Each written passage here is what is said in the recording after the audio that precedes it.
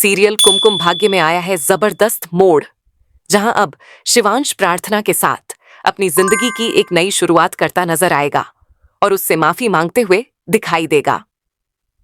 दरअसल होता कुछ यूं है कि जब प्रार्थना बुआ जी के कहने पर घर छोड़कर चली जाती है तो उसी वक्त बुआ जी शिवांश के सामने नाटक करने लगती हैं और कहती हैं कि उन्होंने प्रार्थना को बहुत समझाया, रोका टोका, लेकिन फिर भी वह नहीं रुकी और घर छोड़कर चली गई। ये सुनकर शिवांश गुस्से में आकर कहता है कि जिसे जाना है वह जाए और जिसे रहना है वह रहे, मुझे कोई फर्क नहीं पड़ता और मैं तो चाहता भी नहीं कि प्रार्थना इस घर में रहे क्योंकि वह मनहूस है। उधर प्रार्थना अकेली रास्तों पर भटक रही होती है और बेसुध सी चली जा रही होती है। तभी एक गाड़ी से उसका एक्सीडेंट होने ही वाला होता है, लेकिन ऐन वक्त पर प्रीता आकर उसे बचा लेती है और अपने साथ ले जाती है। इसी बीच कहानी में आता है एक और ट्विस्ट। जब स्मिता थाने में होती है और रौनक उसके लिए खाना लेकर वहां पहुंचता है, खुद अपने हाथों से उसे खाना खिलाता है। इस पर स्मिता कहती है कि उसका पास होना ही उसके लिए सबसे बड़ी खुशी है।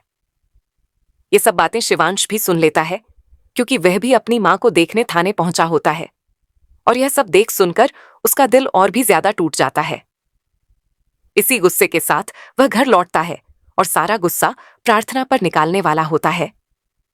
लेकिन जल्द ही शिवांश को पता चलता है कि प्रार्थना खुद से घर छोड़कर नहीं गई थी, बल्कि बुआ जी ने ही उसे जाने पर मजबूर किया था।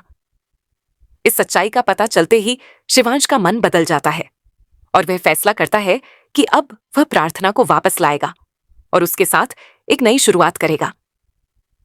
दूसरी ओर रौनक को पता चलता है कि पायल उस दिन शिवांश की पार्टी में मौजूद थी, तो वह सीधा पायल के घर पहुंचता है। वहां उसे सीसीटीवी फुटेज हाथ लग जाती है और जैसे ही वह घर में घुसता है वह पायल से सीधे सवाल करता है कि आखिर वह उस पार्टी में क्या कर रही थी और क्यों गई थी। अब पायल खुद अपनी चालों में फंसने वाली है। ये सब कुछ देखकर कहानी और भी दिलचस्प हो जाती है। एक और रौनक है जो अब भी प्रार्थना से बेहद प्यार करता है और उसके साथ जिंदगी की नई शुरुआत करना चाहता है, जबकि दूसरी तरफ शिवांश है जो अब तक सिर्फ उसे दुख ही दे रहा था। तो अब सवाल यह है कि क्या प्रार्थना वाकई कभी वापस नहीं लौटेगी शिवांश के घर, या फिर शिवांश अपनी गलती मानकर माफी मांगेगा और प्रार्थना को वापस ले आएगा? दोस्तों, आपकी क्या राय है? हमें कमेंट बॉक्स में जरूर बताएं और टीवी की ऐसी ही लेटेस्ट अपडेट्स पाने के लिए हमारे चैनल को सब्सक्राइब करना ना भूलें।